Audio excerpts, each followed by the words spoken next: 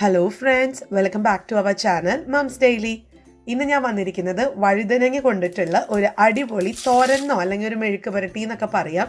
നമ്മൾ മുട്ടയും വഴുതനങ്ങയും വെച്ച് ചേർത്തിട്ടാണ് നമ്മളിത് ഉണ്ടാക്കുന്നത്.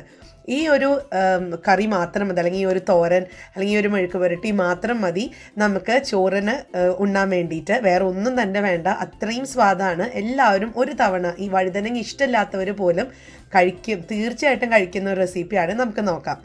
അപ്പോൾ അതിനായിട്ട് ഞാനിവിടെ ഒരു ബൗൾ എടുത്തിട്ടുണ്ട്. ഇതിനകത്തോട്ട് 3 മുട്ട ഞാനൊന്ന് ഒഴിക്കുന്നുണ്ട്. ഇനി ഇതിനകത്തോട്ട് ഞാനൊരു 1/4 ടീസ്പൂണോളം കുരുമുളക് പൊടി ചേർത്ത് കൊടുക്കുന്നുണ്ട്. അതുപോലെ 1/4 ടീസ്പൂണോളം മഞ്ഞൾപ്പൊടി ചേർത്ത് കൊടുക്കുന്നുണ്ട്. പിന്നെ ആവശ്യത്തിനുള്ള ഉപ്പും കൂടെ ചേർത്ത് നമുക്കിത് നന്നായിട്ട് തന്നെ ഒന്ന് അടിച്ചെടുക്കണം.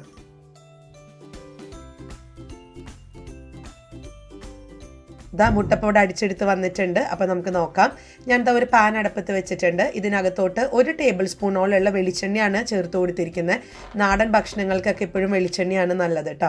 അപ്പോൾ വെളിച്ചെണ്ണ ഒന്ന് ചെറുതായിട്ട് ചൂടായി വരുമ്പോഴത്തേക്കും ഇതിനകത്തോട്ട് 2 വഴുതനങ്ങ നീളത്തിൽ അരിഞ്ഞിട്ടുള്ളത് ചേർത്ത് കൊടുക്കുന്നുണ്ട്.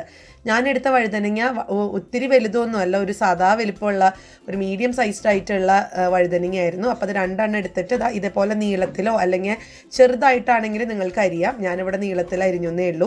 ഒത്തിരി ചെറുതായിട്ട് നമ്മൾ അരിയുമ്പോഴത്തേക്കും ഇതങ്ങ് വെന്ത് കഴിയുമ്പോഴത്തേക്കും ഇത് ആകെ കുഴഞ്ഞിരിക്കും. അപ്പോൾ അത് ഒഴിവാക്കാൻ വേണ്ടിയിട്ടാണ് ഞാൻ നീളത്തിൽ അരിഞ്ഞത്. അപ്പോൾ നമുക്ക് 1 മിനിറ്റോളം സമയം എടുത്തിട്ട് ഈ ഒരു വെളിച്ചെണ്ണയിൽ ഇതൊന്ന് വഴറ്റിയെടുക്കാം. അതുപോലെ തന്നെ ഞാൻ ഇതിനകത്തോട്ട് അല്പം കറിവേപ്പില ഒന്ന് കീറിയിട്ടൊന്ന് ചേർത്ത് കൊടുക്കുന്നുണ്ട്.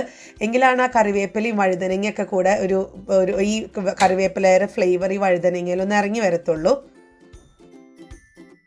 അപ്പോൾ ഞാൻ 1 മിനിറ്റോളം നന്നായിട്ട് വഴറ്റിയെടുത്തിട്ടുണ്ടായിരുന്നു. ഇനി ഇതിനകത്തോട്ട് നമ്മൾ നേരത്തെ അടിച്ചു വെച്ചിട്ടുള്ള 3 മുട്ട ഇതിനകത്തോട്ടൊന്ന് ഒഴിച്ചു കൊടുക്കാം.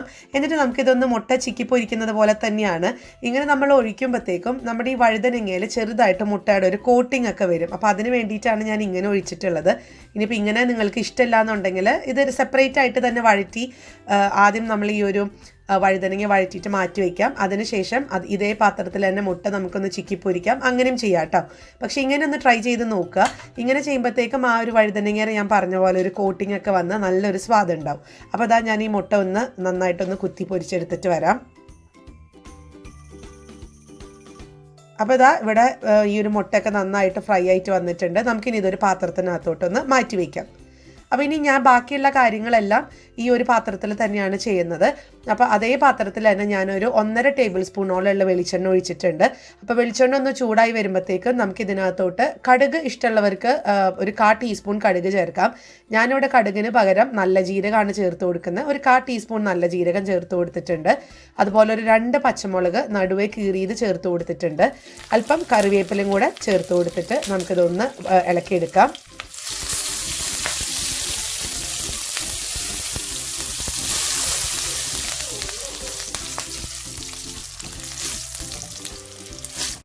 ഇനി ഇതിനകത്തോട്ട് ഞാൻ സവോളയാണ് ചേർത്ത് കൊടുത്തിരിക്കുന്നത്. ചെറുതായിട്ട് അരിഞ്ഞിട്ടുള്ള ഒരു 1.5 സവോള ചേർത്തിട്ടുണ്ട്.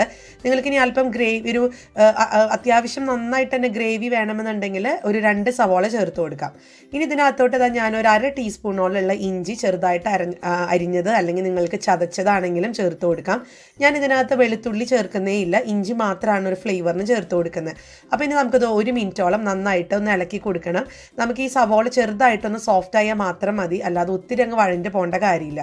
അപ്പോൾ സവോളയൊക്കെ പതുക്കെ നിറം മാറിയൊക്കെ തുടങ്ങിയിട്ടുണ്ട്. ഈ ഒരു സമയത്ത് ഞാൻ ഒരു തക്കാളി അരിഞ്ഞിട്ടുള്ളത് ചേർത്ത് കൊടുക്കുന്നുണ്ട്. നമുക്ക് 1 മിനിറ്റോളം ഈ തക്കാളി ഒന്ന് ഇളക്കി കൊടുക്കാം.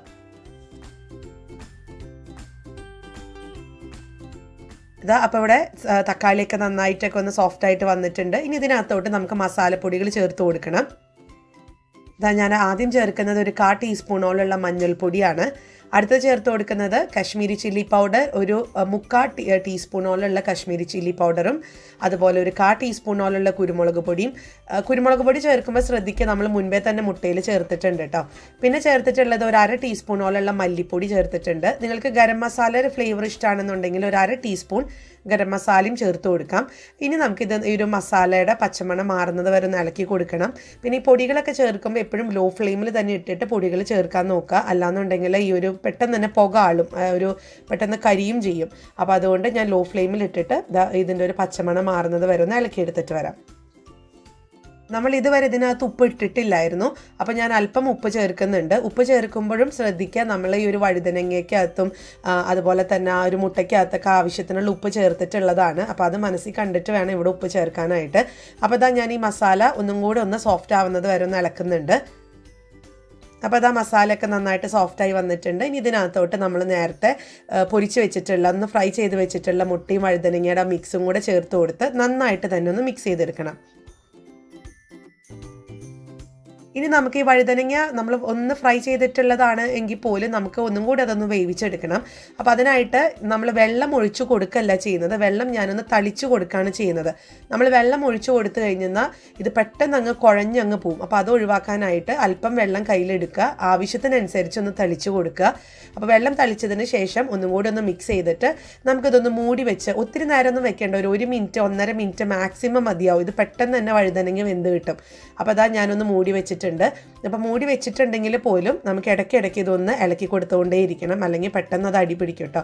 അപ്പോൾ അത് അവിടെ ഒരു മിനിറ്റോളം കഴിഞ്ഞിട്ടുണ്ടായിരുന്നു. ഇതാ ഞാൻ മൂടിയൊക്കെ തുറന്നു കഴിഞ്ഞപ്പം എണ്ണയൊക്കെ ഇങ്ങനെ തെളിഞ്ഞ് വന്നിട്ടുണ്ട്.